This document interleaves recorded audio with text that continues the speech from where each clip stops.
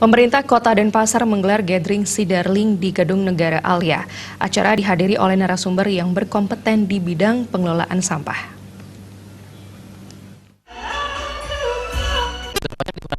Yang terdiri dari Dinas Lingkungan Hidup Kota Denpasar, para kepala sekolah dan guru sekota Denpasar, OPD Kota Denpasar, dan perwakilan masyarakat sekota Denpasar turut hadir dalam acara yang digelar pemerintah Kota Denpasar kali ini.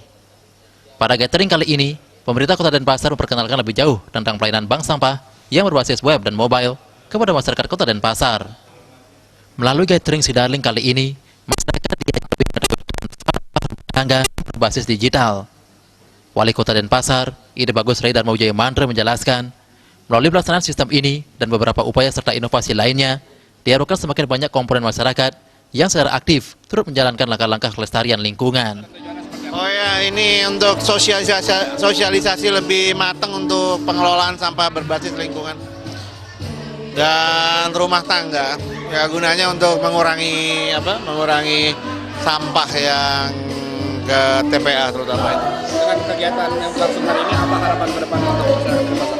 Ya, artinya lingkungan ini semakin terjaga di Denpasar, pengurangan plastik dan juga tingkat kesadaran terhadap masalah sampah ini bisa tertangani dengan baik. Acara gathering Sidarling juga dihadiri narasumber di bidang pengelolaan sampah rumah tangga, salah satunya Gede Robi.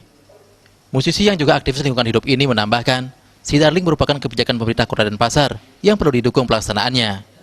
Selain itu, ini merupakan strategi dan inovasi dalam pengelolaan sampah yang mendukung pengurangan sampah plastik di Bali, khususnya Kota Denpasar. Kita percaya bahwa setiap tempat punya local wisdom-nya, punya kekuatannya sendiri-sendiri. Di Indonesia apalagi gitu ya. Tapi karena saya tinggal di Bali, saya sebagai orang Bali, saya hidup di sini, saya kurang lebih